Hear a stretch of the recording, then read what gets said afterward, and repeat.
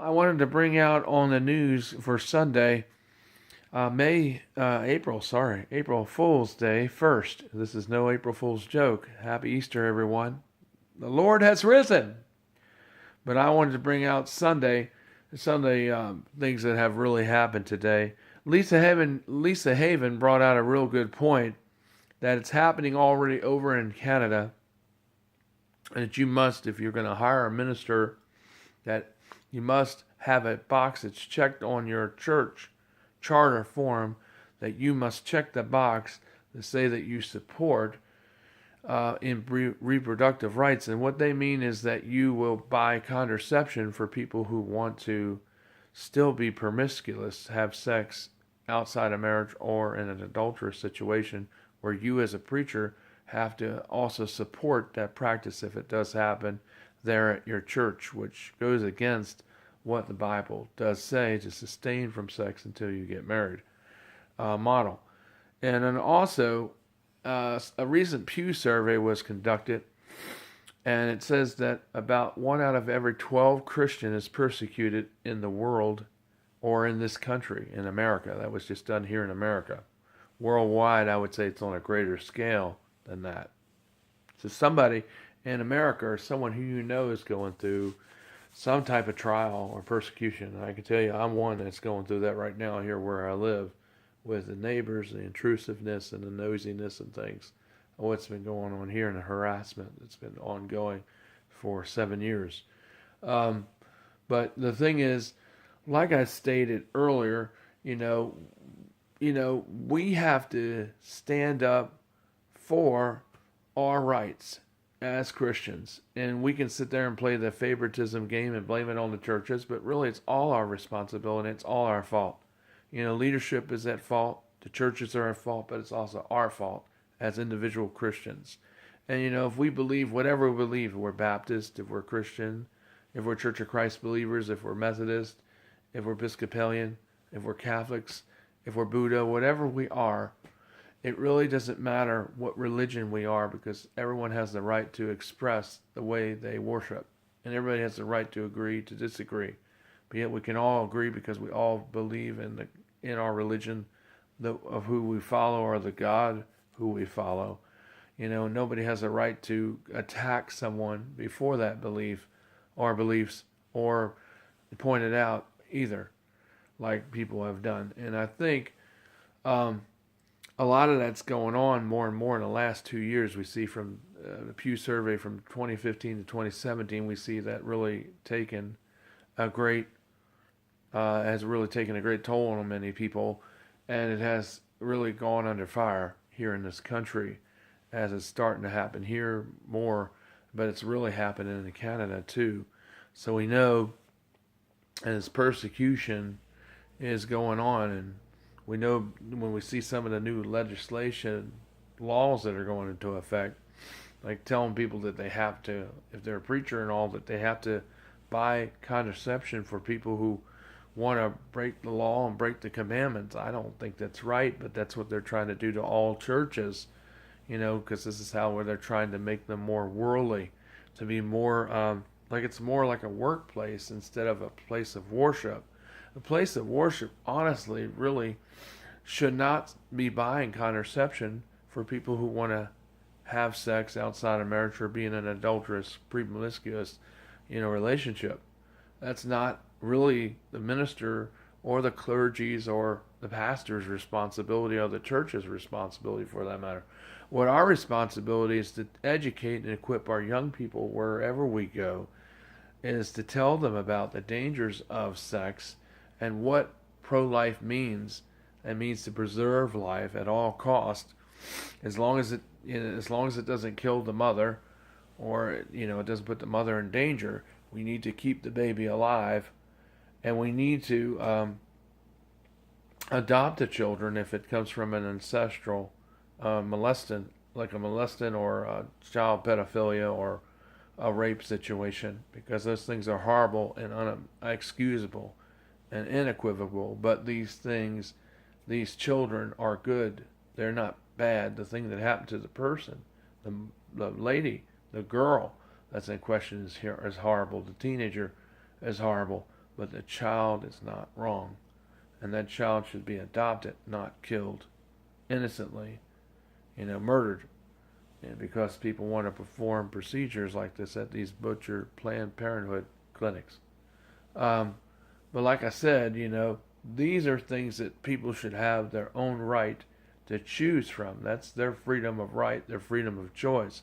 It's just like, we know of a minister, or we know of a Christian baker that had a cake that, scratch minister, but baker that had a cake that this, couple came in that was in a homosexual relationship, and they didn't want to bake the cake for him because that was their conviction. It wasn't because they were infringing on their rights. But see, the way the laws are now, they're so crazy that you can get in trouble based on your own opinion or your own belief.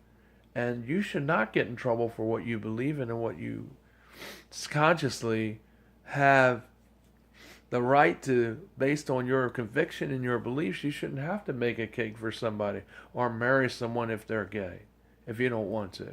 Now, they may be offended. The gay people may be offended, and they may try to go to the CLU, to fight against that, to countersue you, and to cause trouble for you. But that's your opinion. If you don't want to marry them, you can just say, well, because of your beliefs, you don't feel that's in your best interest to marry you. However, you want to go somewhere else, you can do that. But I don't marry people that go against what I believe. And that's all you have to say. Now, they may be offended, but it is the truth, and that's your opinion. That's called freedom of speech. That's called having your own freedom and your own rights. That's what it is. And when they come here and trample all over your rights, it's like your rights don't matter, but the rights of the other people who are living the wrong way or going against what you believe want to trample all of your rights, but at the same time, it's okay for their rights to be respected. And they can sue you and bring up all kinds of malice against you that's false. And, to me, there seems like there's something essentially systemically wrong there when you have these people going out here and suing you because based on what you believe and what you think is right, because it goes against what you believe, and you don't want to marry somebody, or you don't want to bake them a cake because of some of the things that are on there that they want you to put on there that go against your belief because they're not Christian. They should respect your belief. It's not like you trampled all over them because they are living that way, or they would want to behave in a certain way that goes against the Bible. But it's not, but you're not doing that. It's just you're expressing your belief, and everybody should have that right. That's the way it's supposed to be in America. It's not supposed to be where people are singling out people for what they believe or what they stand for. But we're seeing a pattern of this happening demographically here in the United States, in America. And it should not be going on.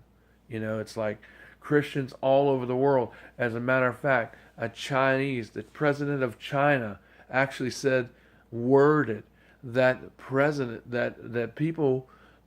of China said this just last week, said that Christians are a foreign invasion in his country. And Christians are not a foreign invasion no more than any other group that's out there that's practicing their faith. And Muslims practice their faith.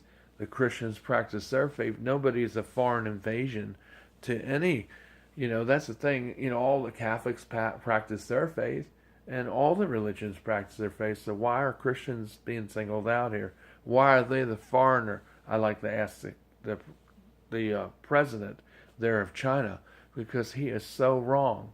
I mean, they're just as much right to be there. And these are people, they're not foreign, like he's saying. They're not foreign. They're just foreign to him because he don't believe with their lifestyle, because he's not a Christian himself. That's why he makes those comments and says those disparaging things, because that's what you get when you have a pagan person that isn't a Christian. And that's why they say those things, saying that Christians are a foreign invasion, when yet they're local citizens, not foreigners. Words, those are so disparaging words, because people have a right to believe what they want to believe. And this is the kind of things we're battling in today, on Easter Sunday.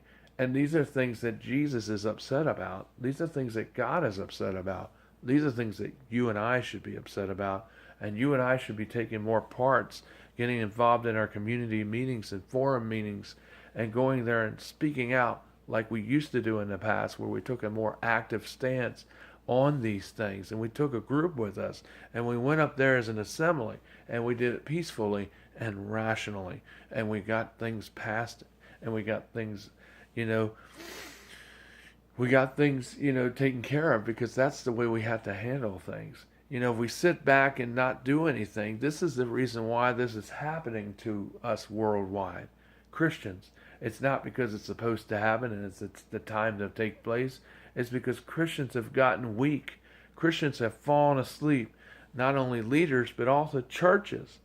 Lots of churches out here are sleeping when they're supposed to be out here defending and speaking up against these acts of horrible atrocities towards their own fellow Christian believers.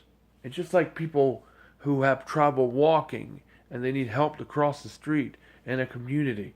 You don't walk by them and ignore them, or see somebody hurt or they're in the ditch. Don't walk by them.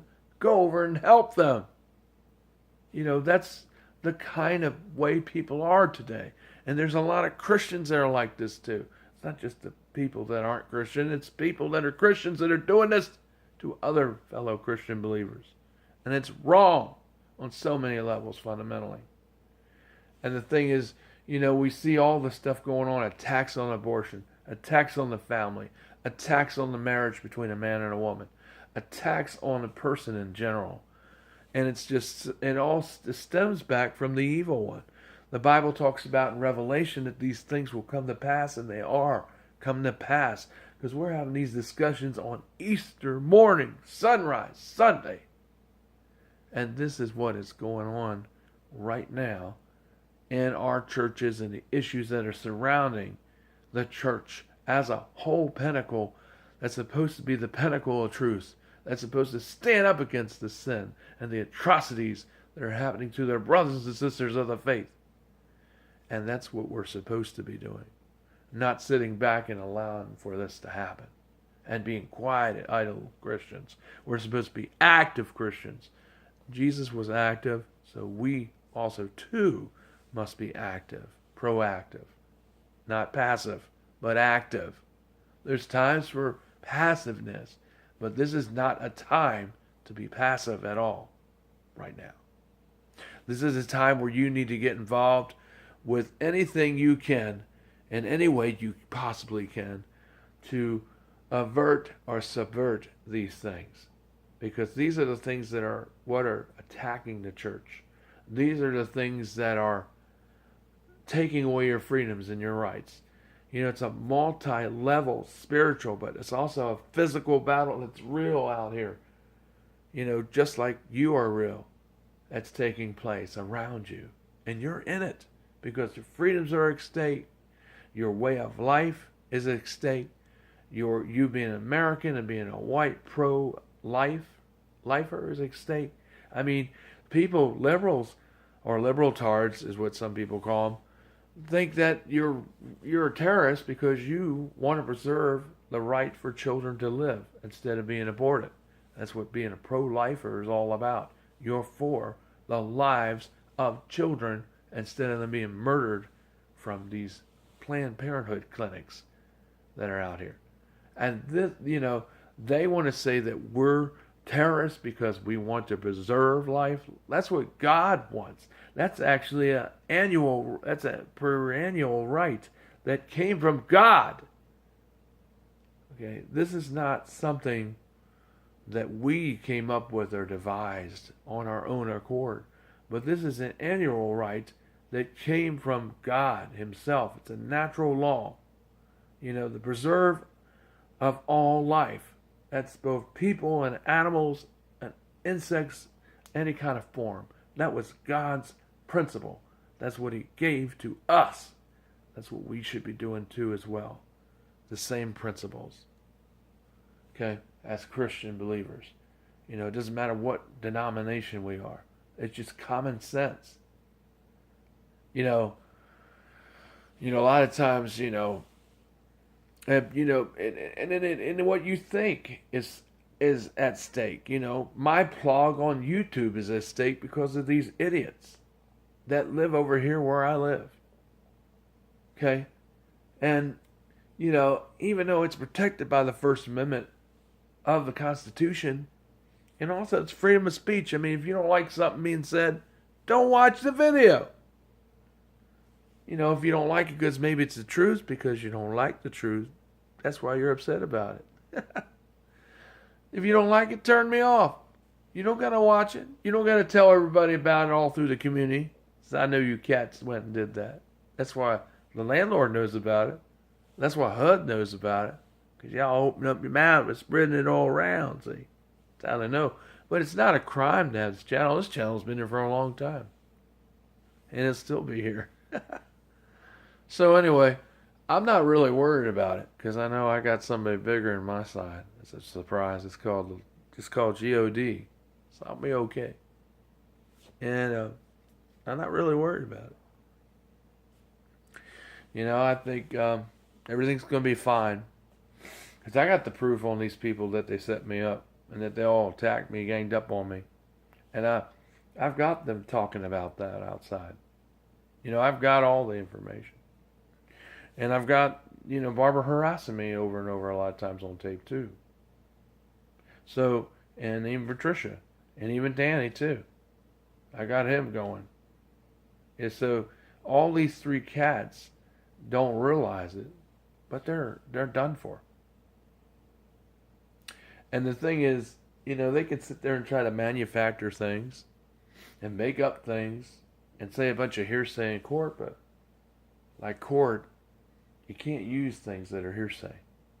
It has to be either recorded or it has to be actually you're outside and you hear it because you were there, because you're watching it, then it's not hearsay because you were there. But if you're inside and you hear something, that's hearsay. If you're outside somebody's door, that's hearsay. If you are, or if you hear somebody telling you something, that's still hearsay in the court of law, last time I checked. But that's what they're trying to evict me on, all this hearsay. And then Barbara's going around saying I'm harassing her with these videos. When really, these videos are a record, written witness to show the harassing that she's done to me for the last 7 years. That's why these videos are out here on YouTube. Not because I did it to her. 'Cause she just found out about the videos in February. Ironically. Coincidence. So they couldn't have been harassing her, all of a sudden. So, like I'm saying, I don't know where they get these notions from, these pontific notions. But I'm sure the lawyer's probably going to be playing with that. But it's not true. They may make that accusation or assertion, but that's not true. Because I can prove otherwise to show why these videos were put out. And show that I was being harassed. Because I have the proof to clear my name. To prove that. And that's why these videos went up. Because of the constant badgering and harassing of these people that are involved, who I mentioned over and over again. You know who they are, these cats. But the thing is, back to what I'm talking about, that's why I'm being persecuted. It's about my religion, it's about my sex, it's about me as a person, my rights have been violated, and it's just so much persecution on so many levels, it's not even funny. It's not even a joke remotely. And yet these people still live here. And that's the part I, for one, do not understand. But anyway, nevertheless, you all have a wonderful Christmas, a wonderful Easter day. Let's get happy and think about the Lord this morning. Think about what He's done for us on the cross, that He's risen to a newness of life, and risen for you, for me, and for everyone who chooses to follow Him and believe Him. To know what He did, that he came to seek, to serve, to save the lost. And he served. Even when Peter cut off the ear off that Roman army soldier. And Jesus reached over there, grabbed the ear and placed it back where it was, and instantly healed it, even before it was even taken in to be beaten within inches of his life. He did that. Then he was buried. And now today, he's going to rise here in just a few hours, this morning, and a newness of life. And that's what this is really all about, folks. Happy Easter, everyone. Think about Jesus. Don't be out there drinking and partying like a lot of the pagans do. But think about the real reasons of Easter. It's about what Jesus did for every Christian, man and woman, child out here. Take care. It's Michael Sills from New Under Church of Christ. God bless, everyone. Have a good Easter. In the news update this Sunday morning, the issues that are impacting the Church of Christ right now. And we need not to sit idly or passively by. We need to be proactive and be actively taken apart in these things so we can change these things and stop these things. See, a lot of us have fallen asleep behind the wheel, I believe, as churches, as individuals, and as leadership in many churches. That's why these things have happened and why they're happening and why they'll continue to happen unless we take an active stance together as groups of a coalition of believers where we all stand and support the same thing and we actually do something about it. That's how we're going to stop this evil, this atrocities that are going on against Christians. The way people are getting sued for what they believe when really that shouldn't be happening at all. Because everybody has a right to say what they have to say. Everybody has a right to believe the way they believe. And if they don't want to do something for someone, they have that right too. And they should not be sued or jailed for what they believe either. Because that's what freedom is about. It's like Christians don't have it. But all these other people do. You think about that. Happy Easter.